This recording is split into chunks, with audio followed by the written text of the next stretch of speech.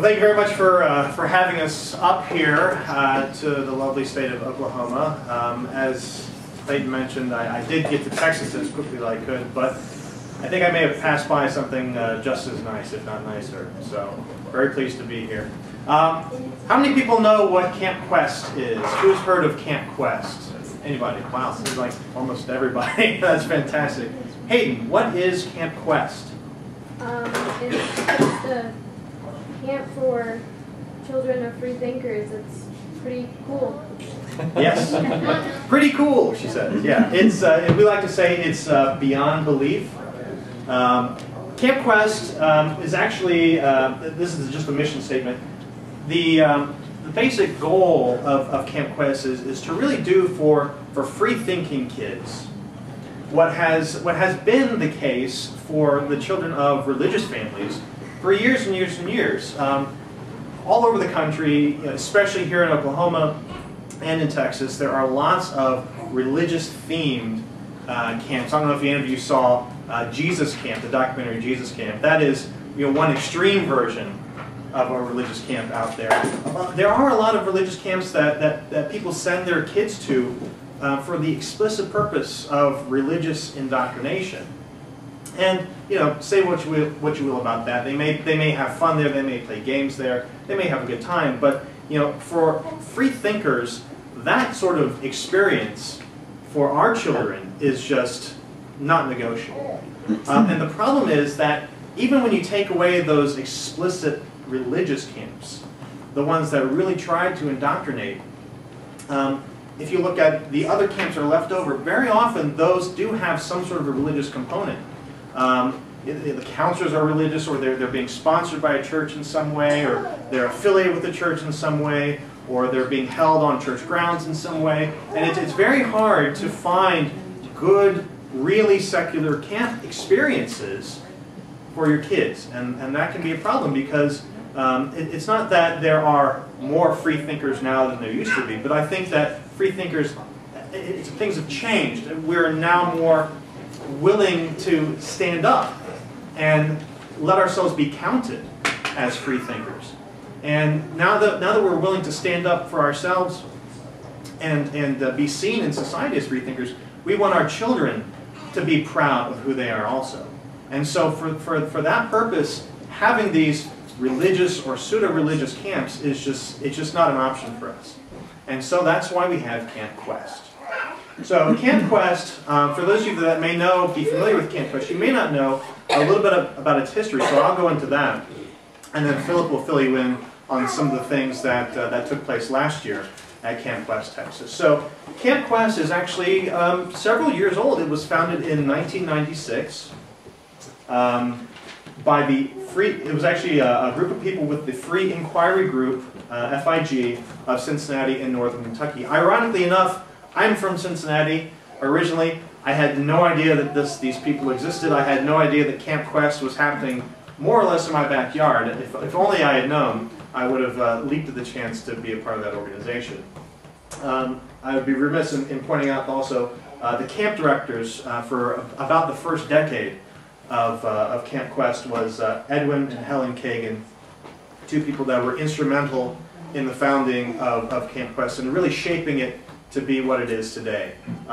They've since retired. In fact, Helen has passed on, but she is remembered across Camp Quest through the Helen Kagan Memorial Campership Foundation, which provides a way for underprivileged kids, children of free thinkers, to be able to get to Camp Quest, even if their parents can't afford it. So we definitely thank her, even though that she's passed on, for her continued support of Camp Quest. Now, at Camp Quest, as I said, it was initially something that took place primarily in Ohio, North Kentucky, but sort of centered in Ohio. And that's where it is, that core group of people that formed Camp Quest. They're still based in Ohio. But several years in, it began to expand. Because other free thinkers, other free thinking groups began to hear about, what is this free thinking atheist camp that you guys have in Ohio? What is this? And so just a couple states in the south, in Tennessee, there was a group, the rationalists of East Tennessee, heard about this, and they said, well, we want this too. You know, we can send our kids up to Ohio, but we could also put one on in our own state. And so was formed the very first expansion. It's called Camp Quest of the Smoky Mountains, and it's still in operation today. After that was formed in very short order, Michigan, Minnesota, California, and Ontario, Canada, the first international Camp Quest, were founded. And once that had taken place, now all of a sudden, what started as just a very local camp in Ohio became kind of a national, even an international phenomenon. And so in order to manage all this, Camp Quest Incorporated was formed in 2007. And shortly thereafter, Amanda Metzges was hired as the executive director of this organization. Amanda is a fantastic lady. She's very smart, whip crack smart, and very warm. She loves Camp Quest. She loves working with the campers. She loves everything. She loves yeah. There's nothing that she doesn't love. She's just a really wonderful, sweet person, and she does a fantastic job as executive director of the Camp Quest Inc. organization, which is supported by a very robust board of directors. You'll notice that the board of directors for Camp Quest is made up of people from all the Camp Quests all over the country. And even Bobby Kirkhart representing us with the Secular Coalition of America. So Camp Quest is in fact affiliated with the Secular Coalition of America. So there is a little bit of a political interest there, which is quite important for maintaining our needs and making sure that we're represented. These are the current locations of Camp Quests, at least within North America. The original one is in Ohio, as I said. We have Michigan, Tennessee, Virginia. This is actually Camp Quest Chesapeake. It serves this entire region. South Carolina is starting this year. We have Texas, of course, Minnesota, Ontario.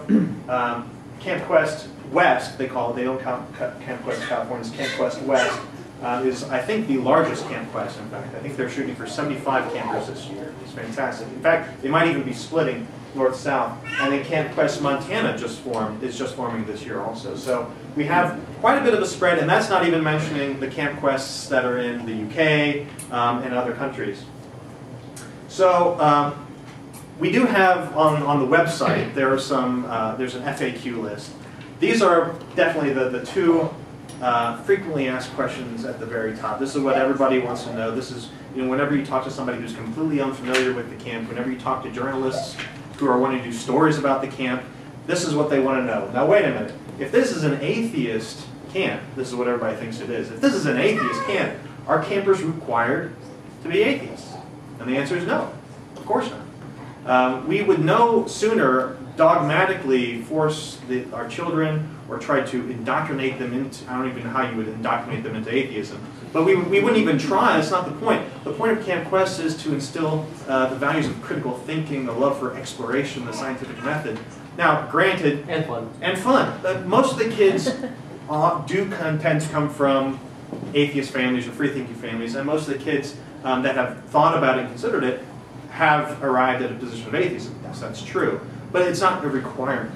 And likewise, the other question, can campers believe in God? Of course they can. In fact, at Camp Quest, Texas last year, we had at least one camper who did believe in God. And she had just as much fun as everybody else.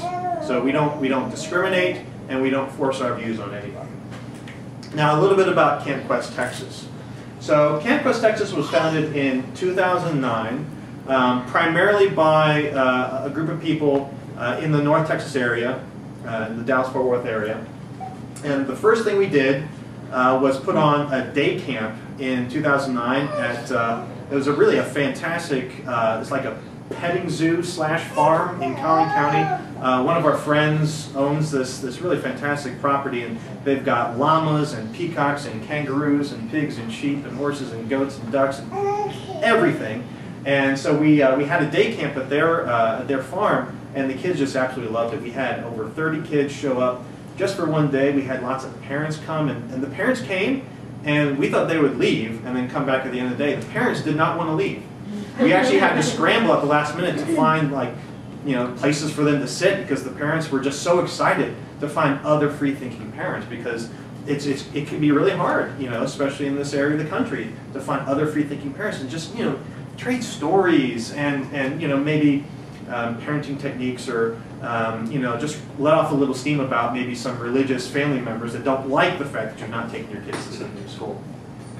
So last year we actually had the very first week-long summer camp. This is the traditional Camp Quest experience. It's a week-long sleep-away summer camp. The very first one last year in August of 2010 in Brownwood, Texas.